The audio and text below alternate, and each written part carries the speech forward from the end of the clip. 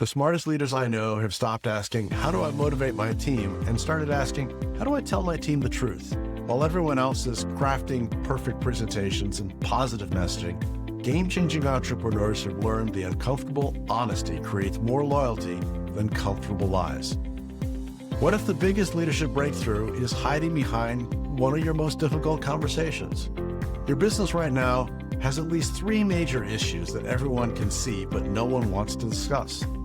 Declining performance or poor communications or strategic blind spots. Teams that receive direct, honest feedback improve performance faster than those that feed diplomatic half-truths. Your people don't need to be nice. They need to be real with you. Every sugar-coated message you deliver instead of honest feedback reduces your credibility, delays problem solving by an average of 47 days. Companies led by radically honest leaders achieve profitability, better crisis recovery rates in 12 months than those that have been running businesses built on truth that only people can handle. Or still wondering why your team is disorganized. It's because nice leaders finish last. Honest leaders finish profitable. Truth to power. One of the greatest questions and one of the biggest tests I ever have with a major organization is, will they tell truth to power? And interestingly enough, really good organizations are looking for that for me. A radical conversation sometimes makes the biggest difference.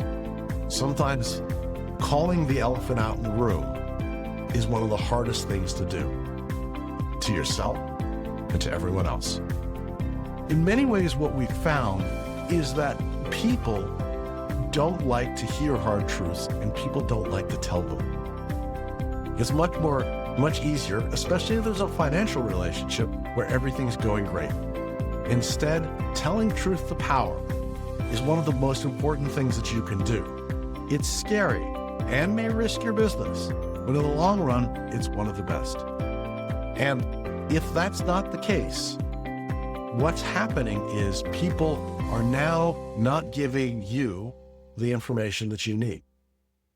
And in many ways, this can be really hard. I've had to sit down with clients and saying, you're really not right for this position anymore.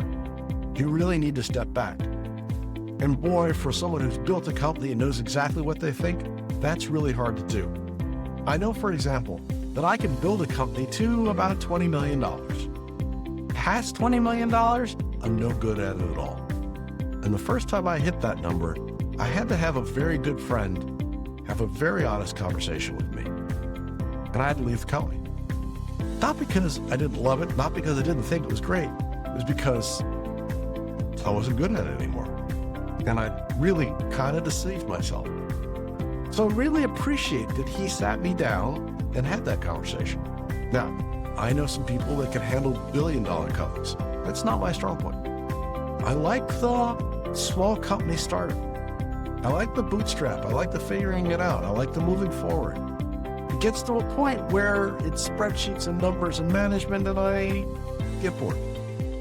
So that truth to power. In many ways, what we do at Venture Gain is creating magic out of nothing.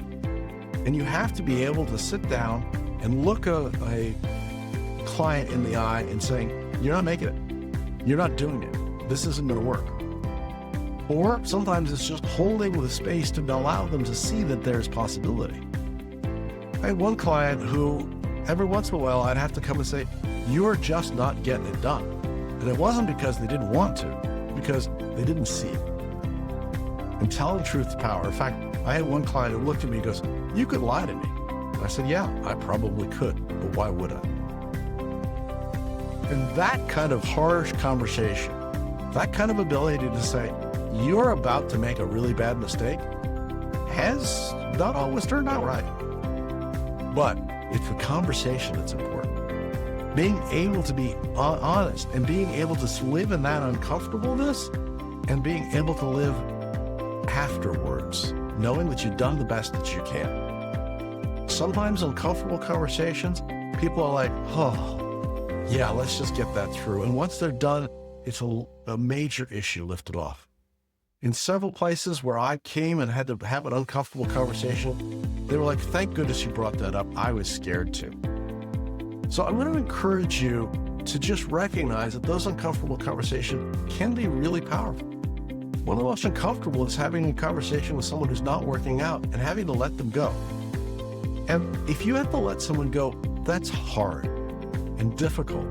But I tell you what, almost everyone that I've had to do that, I've followed along and they've gotten better and more interesting jobs than they had before. In fact, one that says, thank goodness I was having trouble figuring out how I was going to tell you. And I'm like, great, let's part friends. And I followed that individual and they found a job that they really loved and worked. And it expanded out. And the power and beauty of that is sometimes they're just not right. And if you help them, they're more appreciative than anything else. So those hard conversations that we're all uncomfortable can be useful not only to ourselves, but the people we are working with. So strategically have those conversations. Be known as the person who you can sit down and have a hard conversation with, and strategically be known as the people who could actually get those things done. Think about for right now, one of those things that you have to have a hard conversation. Where is the elephant in the room that we're all ignoring, that we're trying to get around? Where is it, and how do we make it better? The power of this is one of the more relaxing things. And maybe start with a few conversations, but having a hard conversation, getting it out and solving it will make it so much easier.